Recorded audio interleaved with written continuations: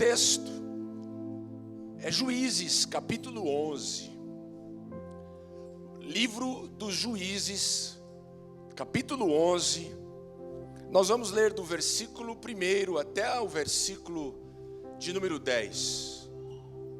Juízes, capítulo 11, verso 1. Nesse momento, que você possa acalmar o seu corpo e se concentrar naquilo que Deus, através da sua palavra, vai falar ao nosso coração. A palavra vai encontrar corações aqui abertos, e aqueles que ainda talvez estão de alguma forma com o coração fechados, a palavra também tem poder para quebrantar e penetrar no nosso coração e transformar a nossa vida. Eu quero que você esteja bem atento.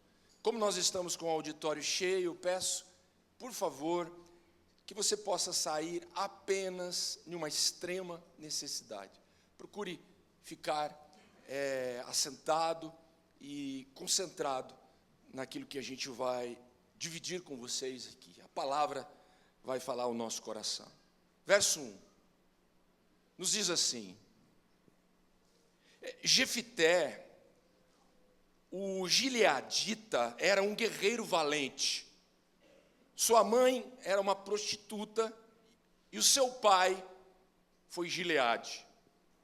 A mulher de Gileade também lhe deu filhos, que quando já estavam grandes, expulsaram Jefité, dizendo: você não vai receber nenhuma herança de nossa família, pois você é um filho de uma outra mulher. Verso número 4. Algum tempo depois, quando os amonitas entraram em guerra contra Israel, os líderes de Gileade foram buscar Jefité em Tobi, ou na cidade de Tobi. Veja, primeiro eles chutaram Jefité.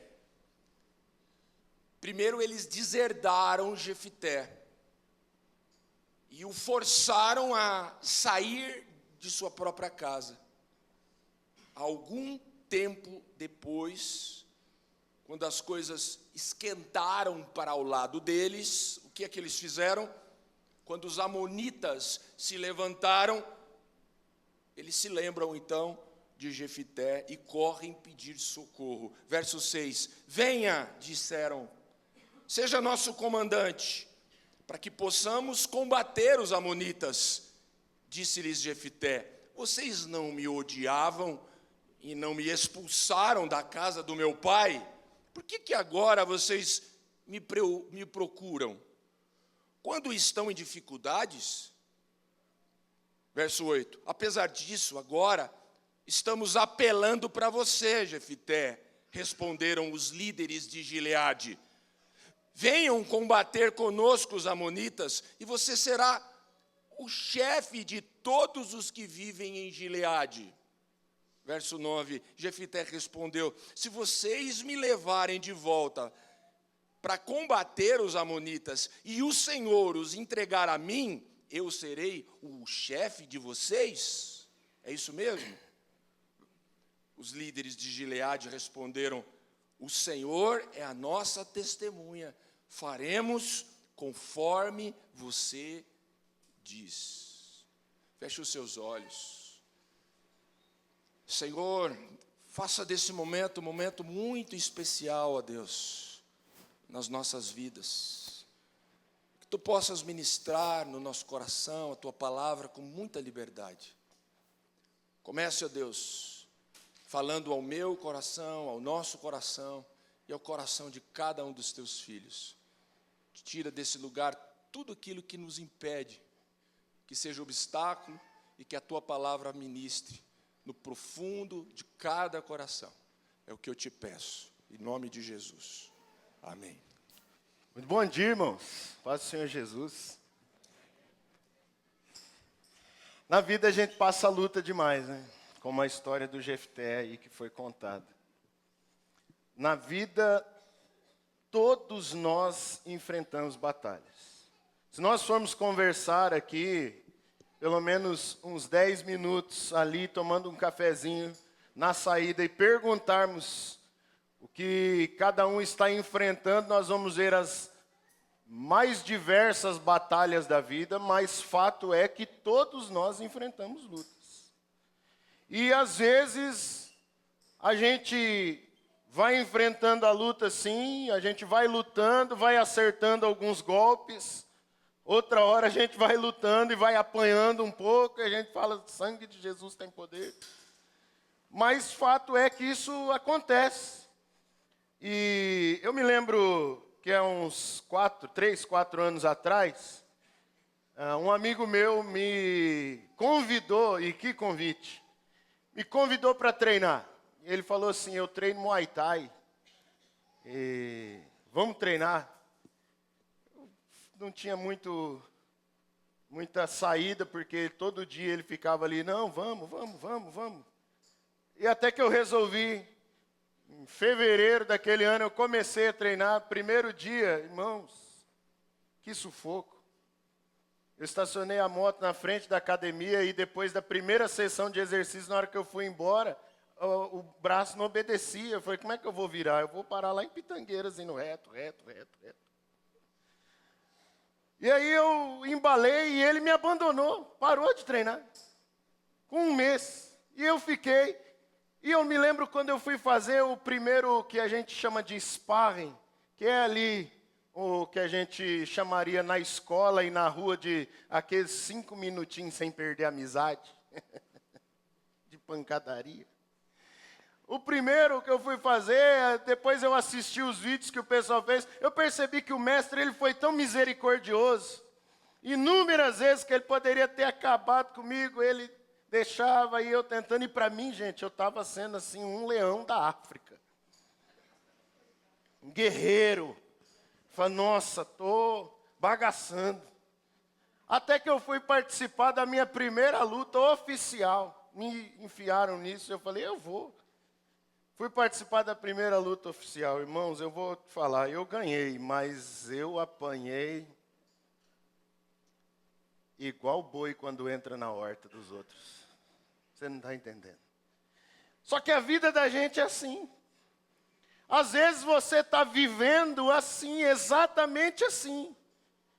Às vezes você está vivendo como um áudio que eu recebi de alguém, nesses memes que a gente esparrama por aí, um áudio que eu recebi de alguém, o cara falando assim, a gente resolveu brigar com os caras de outra cidade, e onde eu batia ele não estava, mas onde ele batia a minha cara estava. Mas a vida não é exatamente assim. Às vezes você vai lutando, você fala, Deus, parece que eu estou dando soco no ar, e eu não estou acertando em lugar nenhum, e a vida vem e me atropela. É uma luta atrás da outra. Às vezes você está aqui me ouvindo e você está pensando assim, meu Deus, eu estou enfrentando umas 3 batalhas ao mesmo tempo. Cheio de luta, cheio de batalhas. Lutando para crescer ali, talvez profissionalmente, ou talvez você está enfrentando uma batalha com seus filhos, enfrentando uma batalha no seu casamento, talvez uma batalha silenciosa que ninguém está vendo, mas uma batalha lá de dentro do seu coração, lutando contra a ansiedade, talvez uma batalha de uma luta contra uma depressão profunda, aquelas batalhas silenciosas, mas que também derrubam a gente. Talvez você está lutando contra uma enfermidade, fato é, irmãos, que todos os dias nós temos um tipo diferente de luta. Todos os dias. E todos nós temos diferentes tipos de lutas. Talvez você está lutando para começar alguma coisa na sua vida. Talvez você está lutando para encerrar algo e está difícil. E você não está achando a saída para isso. Mas fato é que a vida é assim. Agora, qual é o problema? O problema é quando a gente resolve batalhar as batalhas erradas. O problema é quando a gente resolve entrar numa luta errada. Uma luta que a gente não precisava estar lá. Uma luta que a gente não deveria lutar, uma batalha que não tem nada a ver com a gente. O problema é quando a gente insiste em batalhar as batalhas que são de outras pessoas. E aí a gente vai se enrolando na vida, como o Jefté se enrolou, que decidiu batalhar uma batalha que não era dele. Se você ler essa passagem com cuidado, você vai perceber que o Jefté não estava em apuro nenhum. Quem estava em apuro? Estava em apuro era o pessoal de Gileade. Aliás, o pessoal que expulsou ele de casa. O pessoal que tirou ele de dentro do seio da família, do clã de Gileade. Esse pessoal é que estava passando por isso, não era um problema de Jefté necessariamente. O problema dele era batalhar as batalhas que não eram dele. Mas o problema enfrentado era da tribo de Gileade, não era o problema de Jefté. Mas o Jefté, que estava ali com aquele monte de gente que caminhava junto com ele, ele decidiu lutar essa luta, que não era a luta dele, não era a luta da vida dele. Ele decidiu por isso. Tão habituado a lutar estava que disse, é mais uma luta. Talvez se eu enfrentar essa luta eu receba algo. Agora eu tenho a promessa de conseguir liderar o clã todo de Gileade. Então, eu posso entrar nessa batalha, só que isso, meus irmãos, isso acabou custando caro demais. Isso acabou custando caro demais para Jefté. Foi um preço alto demais a pagar por escolher lutar uma luta que não era a luta da vida dele. E essa história de Jefté nos ensina uma grande verdade. Escolha suas batalhas. Escolha bem as suas batalhas. Eu sei que você detesta fazer isso, é só porque detesta que vai fazer. Pega na mão de quem está perto de você, dá um apertãozinho até falar glória a Deus. Fala para ele assim, ó, lute apenas as batalhas que Deus te chamou para lutar. Lute essas batalhas. Para nós lutarmos apenas as batalhas que Deus nos chamou para lutar, a gente precisa tomar algumas decisões importantes. Veja, nós queremos trazer pelo menos 3 pensamentos que vão ajudar você a tomar essas decisões e ficar apenas com as batalhas corretas. A primeira decisão, afaste-se das batalhas inúteis. Ninguém fará isso por você. Você precisa se afastar delas. Você precisa dizer assim, eu vou me afastar de todas as batalhas, de tudo aquilo que não esteja entre mim e o meu destino. Veja, você tem um destino, você tem um propósito, você tem os seus sonhos. Onde você está hoje? Você deve se afastar de tudo aquilo que não esteja entre você e aonde você quer chegar. Não se distraia. Veja, então, isso tem a ver com o meu destino? Se tem, ótimo. Se não tem, se afaste. Veja, no versículo 4. Algum tempo depois, quando os amonitas entraram em guerra contra Israel, os líderes de Gileade foram buscar Jefté em Tobi. Veja, venha, disseram eles, seja o nosso comandante, para que possamos combater os amonitas. Jefté era um guerreiro valente, ele era, mas ele havia sido rejeitado pelo seu povo, pela sua família, por ser filho de uma prostituta. Foi forçado a sair de casa. E é interessante porque quando isso acontece com a gente, ele foi rejeitado. Às vezes o tempo passa, mas as marcas ficam. Jefté, de alguma forma, foi marcado com isso. Quando aquelas pessoas voltaram para pedir para ele ajuda, ele ali, isso o texto nos mostra, era como se ele se sentisse assim, valorizado, ao ponto de dizer, agora eu vou mostrar que eu sou alguém importante. agora eu vou mostrar, eu tenho a chance de mostrar para eles que eu sou alguém valoroso. Mas percebe, veja, a luta não tem nada a ver com ele mais. Aquilo já não mais fazia parte da vida dele. E sem nenhuma direção de Deus, o que ele faz? Ele acaba aceitando a proposta. Ele embarca nessa carruagem. E eu abro um parênteses, porque em nenhum momento dessa história a gente vê Jefité orando. Pelo menos para tomar essa decisão, ele não ora, ele não jejua, ele simplesmente aceita. Ele negocia com os homens. Olha o versículo 9, o que diz. No verso 9 diz, olha, se me fizerem chefe, se vocês me colocarem como comandante, olha, eu acho que eu vou, eu aceito, eu irei. Veja, irmãos, há certas coisas na nossa vida que não valem a pena, não valem a pena. Eu digo essas coisas, existem coisas que não valem a pena, até porque está gravando, e eu gostaria, na verdade, de falar que existem, às vezes, pessoas que não valem a pena. Coisas que não valem a pena. Você quer ver algumas batalhas inúteis? Alguém chega para você e diz assim para você, sabe aquela prima sua? Você viu o que ela está falando de você na cidade? E aí você vai falar assim, sério? Sério? Ela está falando de mim? Mas o que ela está falando? Ah, ela está zangada com você, está falando que você ficou metida. Encontrou você no supermercado e você nem olhou para a cara dela. E aí veja, isso é um problema seu ou isso é um problema da sua prima?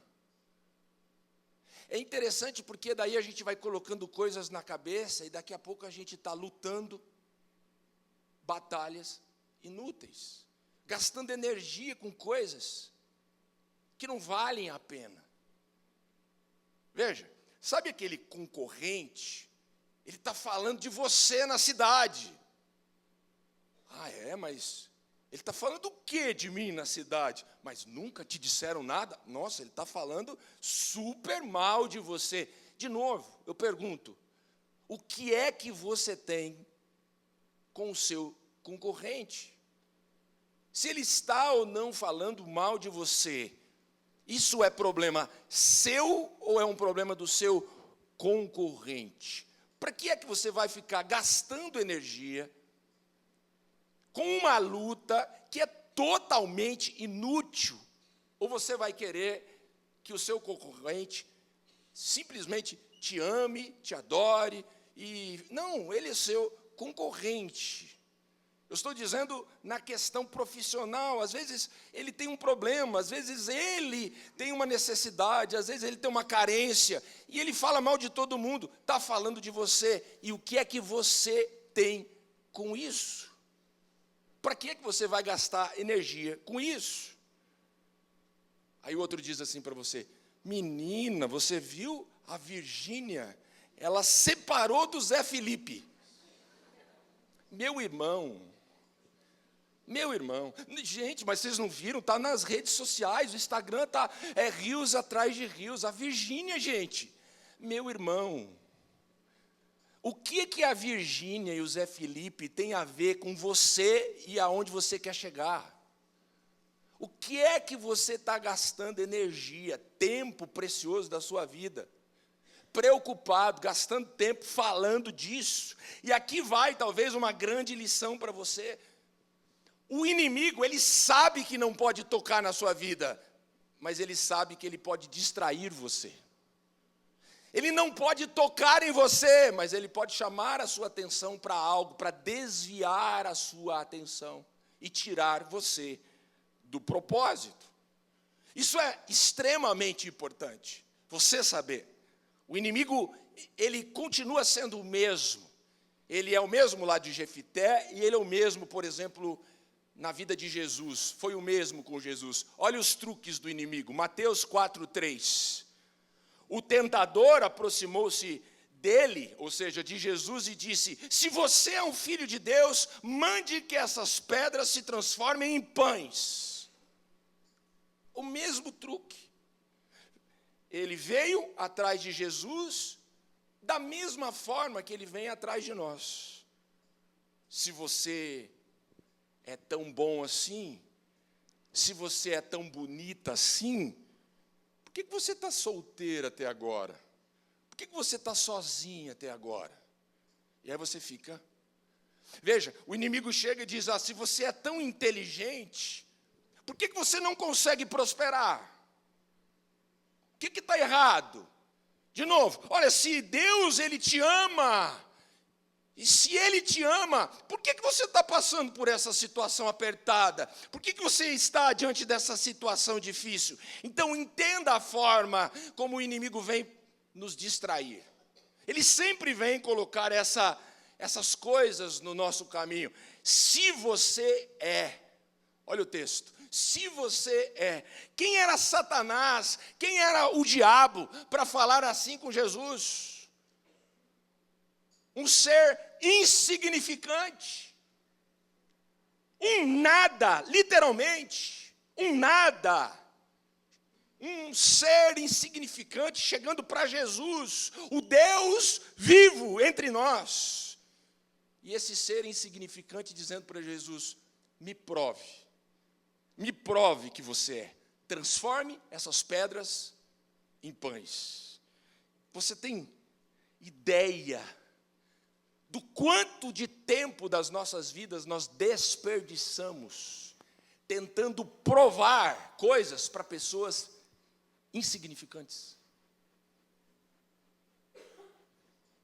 A gente compra casa que a gente não pode pagar para tentar provar para pessoas que não valem nada alguma coisa. A gente compra um carro e a gente perde o sono quando está chegando perto da prestação do financiamento, porque é alta demais, só para andar num carro e mostrar para as pessoas alguma coisa, provar para pessoas, com todo respeito, que são pessoas que não têm nada a ver com a gente. A gente usa roupa que cabe no corpo, mas que não cabe no limite do cartão de crédito. Fazemos isso para provar algo para pessoas insignificantes que não valem nada. E eu pergunto para você, para quê? Você gastando tempo, energia, você se enfiando em problemas que não tem nada a ver com o seu destino. Não tem nada a ver com a sua vida.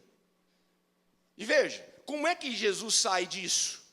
Da forma, nos ensinando a sair também. Ele diz: olha, eu não preciso provar nada. Ele diz no versículo 4, Jesus respondeu: está escrito, nem só de pão viverá o homem, mas de toda a palavra que procede da boca de Deus. Então veja, todas as vezes que o inimigo quiser te distrair, todas as vezes que o inimigo quiser colocar você diante de uma luta, que é uma luta inútil, questionando a sua identidade, você diga: está escrito, está escrito, está escrito. Veja, a nossa identidade está na palavra de Deus. A sua identidade não está no tanto de amém que você recebe das pessoas lá fora. A sua identidade não depende do número de seguidores que você tem nas suas redes sociais. Não depende do carro e da casa que você tem, nem do número, da cifra que você tem guardado no banco. A minha identidade está enraizada na palavra de Deus. Eu sou o que a Bíblia diz que eu sou. Eu sou o que Deus diz que eu sou. Quando você tem a certeza de quem você é em Deus, você vai aprender que existem batalhas que são inúteis.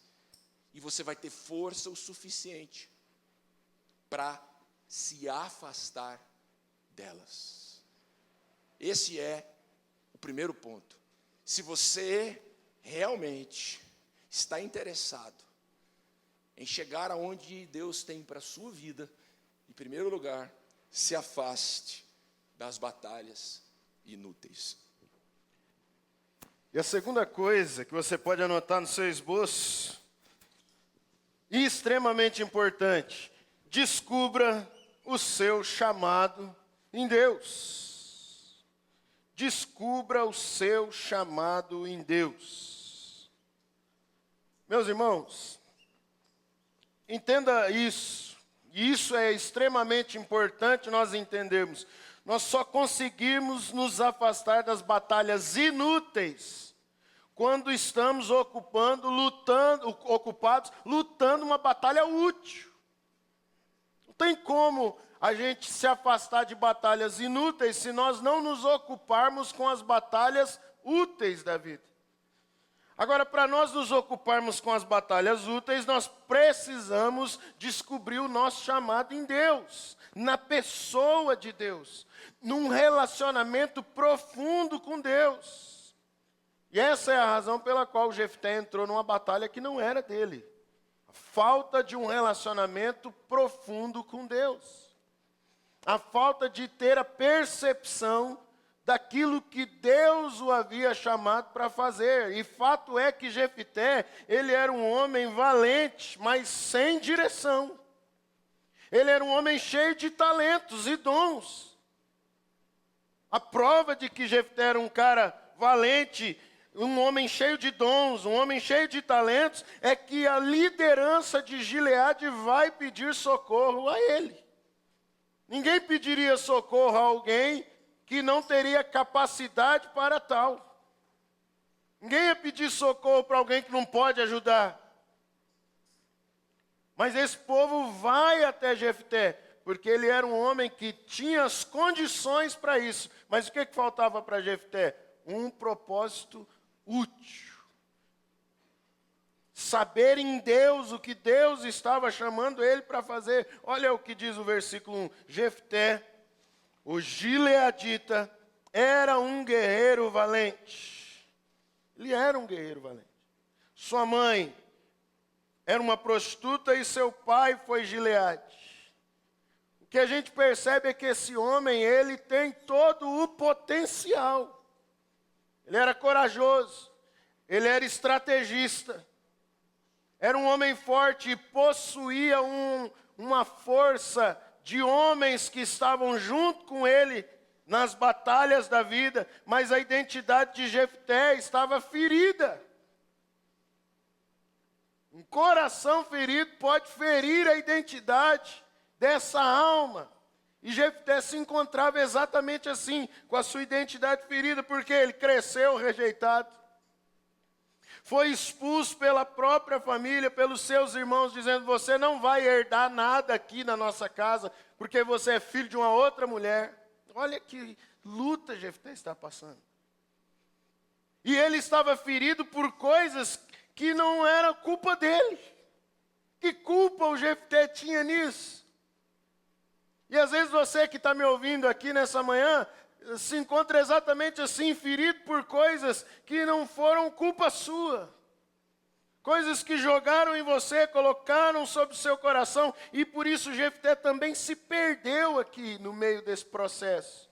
Com a identidade ferida, com o coração ferido, sem uma direção clara de Deus para a vida dele. Olha o versículo 3. Então, Jefté fugiu dos seus irmãos e se estabeleceu em Tobi. Ali, olha que interessante, um bando de vadios uniu-se a ele e o seguia. Um homem com grande capacidade, sem uma direção clara daquilo que deve ser feito, ele fica perdido. E sabe o que é pior? Quando você fica perdido com muita capacidade, você encontra muita gente perdida sem capacidade que se junta a você. E aí o propósito se perde. E aí a gente fica sem direção. Jefté, que tinha capacidade para ser líder de um clã, de uma tribo ali de Israel, de um povo que se juntava ali, ele vira líder de ladrões.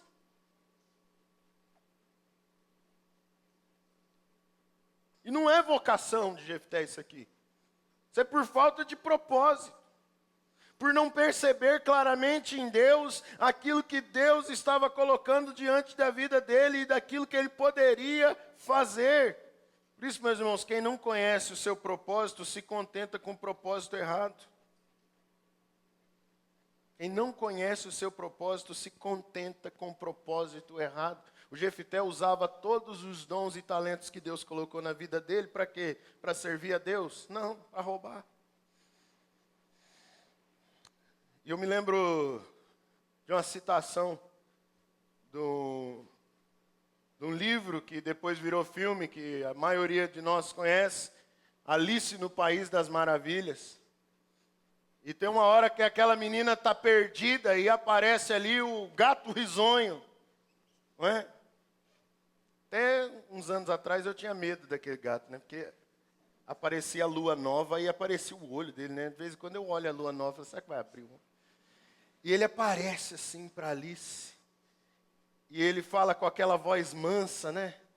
Aquela voz peluda. Está perdida, menina? Para onde você quer ir? Ela falou assim, eu não sei para onde eu tenho que ir. E ele diz assim, mas se você não sabe onde quer ir, qualquer direção serve. E às vezes a gente adota isso como uma verdade para a nossa vida. A gente fala, é isso mesmo. Já que eu não sei para onde eu quero ir mesmo, eu vou para qualquer canto. Já que eu não sei qual é o meu chamado, eu vou fazer qualquer coisa. Já que eu não sei o que Deus está me dizendo, eu vou fazendo e aí depois Deus mostra. E a gente se perde no meio desse processo. Mas como é que eu faço para encontrar o meu chamado? Como é que eu faço para encontrar o propósito de Deus para a minha vida? Olha o que diz o livro de Jeremias, capítulo 29, versículo 13. Buscar-me-eis e me achareis, quando me buscardes com todo o vosso coração. O que significa isso? Pastor, parece que eu não entendi, isso aqui não fala nada de propósito, isso aqui não fala nada de chamado. Não, você não precisa viver desesperado em relação ao propósito e ao chamado. O que você precisa é de desespero para buscar a Deus.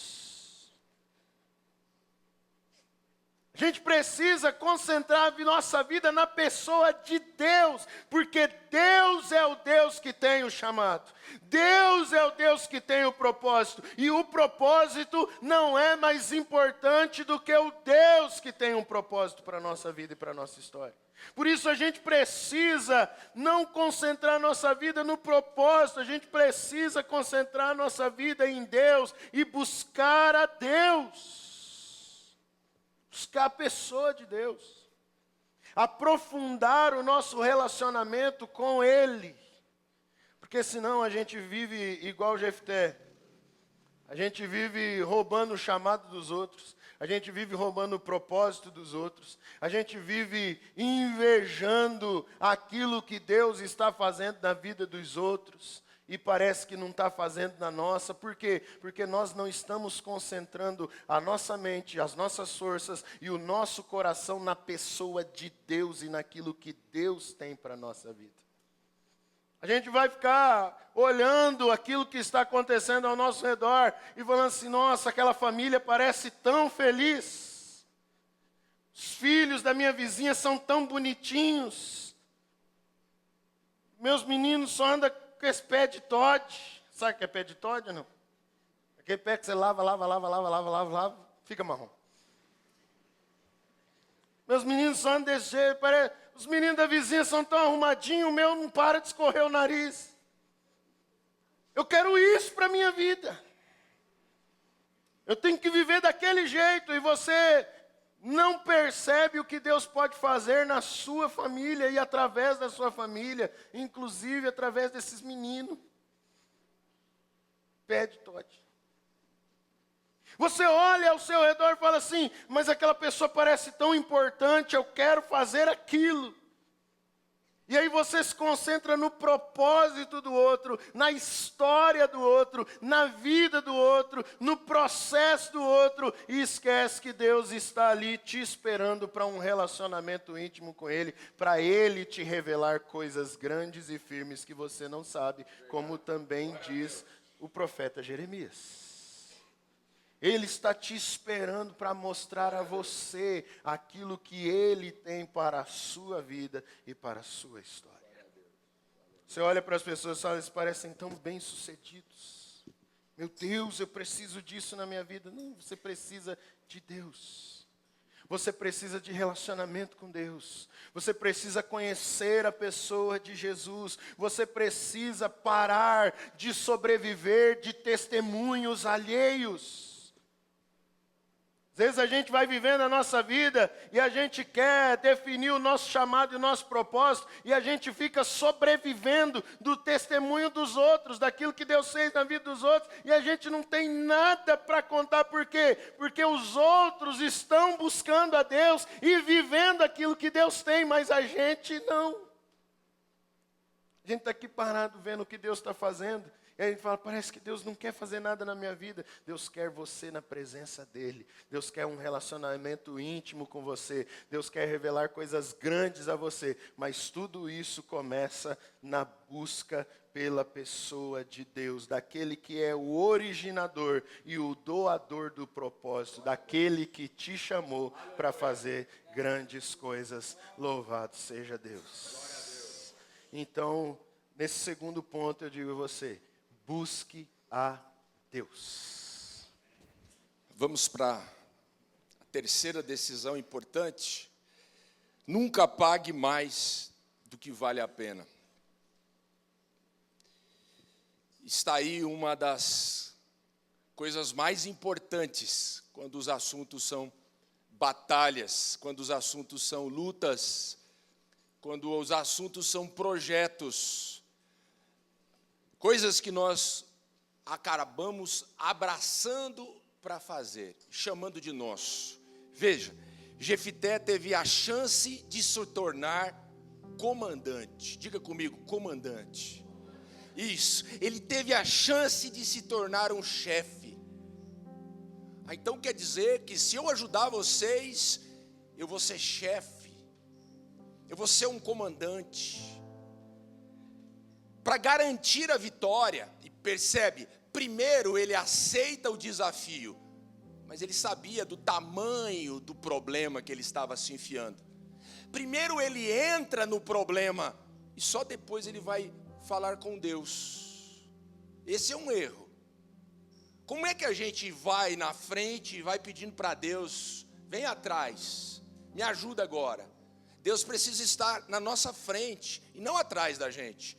Ele está atrás, mas ele precisa estar também na nossa frente. Jefité aceita o desafio e pede para Deus ajuda. E aí Jefité faz um voto com Deus. Um voto que eu chamo de voto de tolo. Um dia a gente vai pregar só sobre voto de tolo. Tem muita gente por aí fazendo esse tipo de voto. Olha o que ele fala. Jefité, verso 30. Faz esse voto ao Senhor: se entregares os amonitas nas minhas mãos, aquele que eu vier, saindo da porta da minha casa ao meu encontro, quando eu retornar da vitória sobre os amonitas, será do Senhor, e eu oferecerei um holocausto. Você sabe o que é holocausto? Churrasco. Oferta queimada. O que ele está dizendo? Senhor, se o Senhor me ajudar e eu vencer, e eu me tornar um chefe, a primeira pessoa que eu vi saindo da porta da minha casa, eu vou oferecer essa pessoa como holocausto. Verso 34. Ele precisava cumprir o voto. Ele ganha a batalha. Ele se torna chefe. Quando Jefité chegou na sua casa, em Mispa, sua filha saiu ao seu encontro, dançando ao som de tamborins, toda feliz, toda animada. Era a filha única, Ele não tinha um outro filho e nem uma outra filha. Quando a viu, ele rasgou as suas vestes e gritou, desesperado, ele gritou: "Ah, minha filha! Eu estou angustiado e desesperado por tua causa, pois fiz ao Senhor um voto e eu não posso quebrar." Que loucura, irmãos! Quando ele está indo atrás de algo que ele queria, Jefité está indo atrás de algo que queria, mas ele não pensou o quanto aquilo lhe custaria. Ele não pensou no preço. Há pessoas que só descobrem o preço das coisas, o valor das coisas, quando perdem essas coisas. Eu não sei quantos de vocês têm filhos, mas a gente fica falando, e eu sempre falo e repito isso quantas vezes for necessário. Eu vejo as crianças, eu falo para os pais assim: aproveite seus filhos, eles vão crescer. E crescem, não crescem, irmãos? Sabe quando é que as pessoas vão saber que deveriam ter passado mais tempo com os filhos? Quando os filhos saem de casa. Quando a cama dos seus filhos estiver vazia, você vai ver o valor que eles tinham e que às vezes você não aproveitou. Tem gente que só valoriza as coisas quando perde. Veja, irmãos, consegue imaginar quando Jefité chegou na sua casa? Vamos tentar imaginar aqui, nessa conclusão de mensagem. Ele estava extremamente feliz. Por quê? Venci. Ganhei a luta. Sou chefe. Agora eu sou comandante.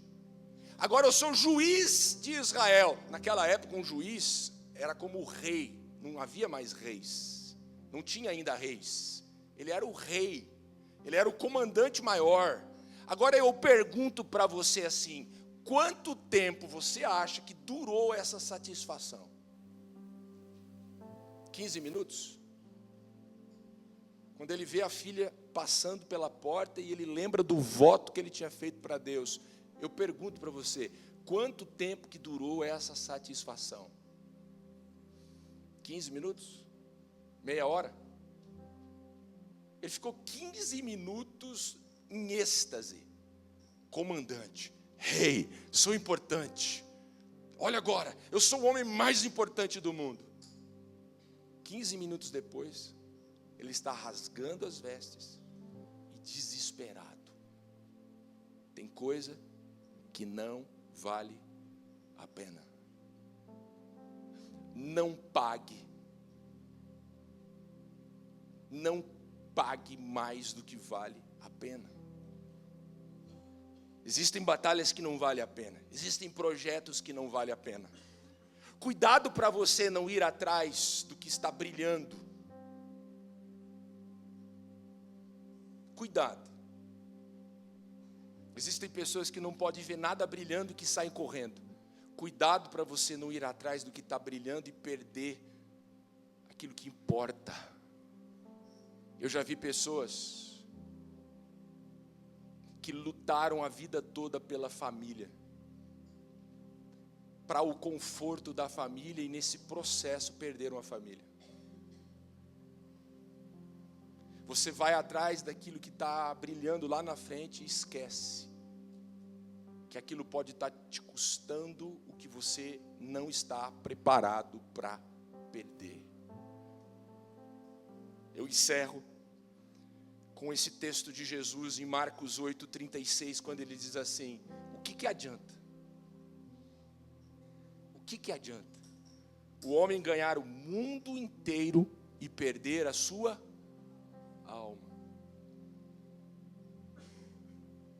Há uma palavra do reverendo Caio Fábio, das antigas, impressionante nesse texto, onde ele nos mostra que a gente usa esse texto para dizer assim: perder a salvação. Perder a alma é perder a salvação, é ir para o inferno. O que adianta o homem ganhar o mundo inteiro e ir para o inferno? Só que veja, esse texto é muito mais profundo do que isso. É claro que ninguém quer perder a salvação, mas a alma aqui é muito mais do que esse sentido escatológico. A alma, na verdade, é esse centro das nossas emoções. Adianta você ganhar o mundo e ser uma pessoa insensível? Adianta você ganhar o mundo e não ter ninguém para abraçar? E não ter afeto? E perder a sua alma? A pessoa que perdeu a alma é aquela pessoa que não tem ninguém para abraçar, não tem ninguém para ser abraçado, que não tem tempo para amar, para curtir, para desfrutar. É a pessoa que está enfiada em busca de um destino utópico. Eu quero ser, olha, eu vou ser comandante, olha, eu vou ser o general, olha, eu vou ser o rei, vou ter dinheiro, aí sim vão me dar valor. Meu irmão, eu pergunto a você, você quer provar isso? Você quer provar o que para quem? São batalhas inúteis, mais do que isso, caras demais, não compensa.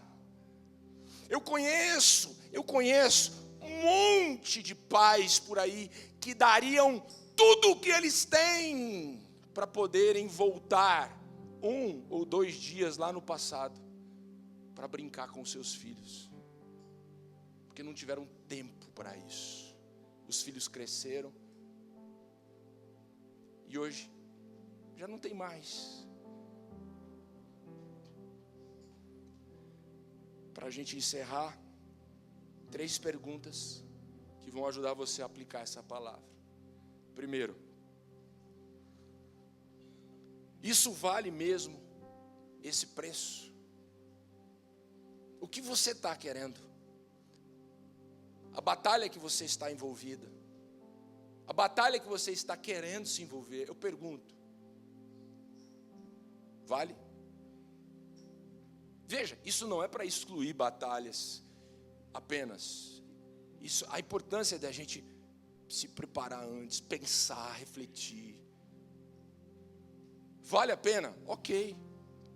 Glória a Deus. Você não deve ser covarde não, glória a Deus. Assuma e batalhe. Mas fique atento no preço. Segundo, isso tem a ver com o destino de Deus para a sua vida? Tem a ver com o seu chamado, com o propósito de Deus para a sua vida? Você está em paz com Deus? Você conversou com as pessoas importantes? Consegue entender? Terceiro, isso está alinhado com o seu propósito, aquilo que você é, com os seus valores, ou você vai precisar negociá-los? Então, a palavra de hoje é uma palavra que vai nos ajudar a daqui para frente escolher melhor as nossas batalhas. Coloque-se em pé, vamos orar. Existem pessoas aqui que talvez precisariam se afastar de algumas coisas, de algumas pessoas, de algumas lutas. Se afasta. Não perca tempo. Não perca tempo com a Virgínia. Não perca tempo.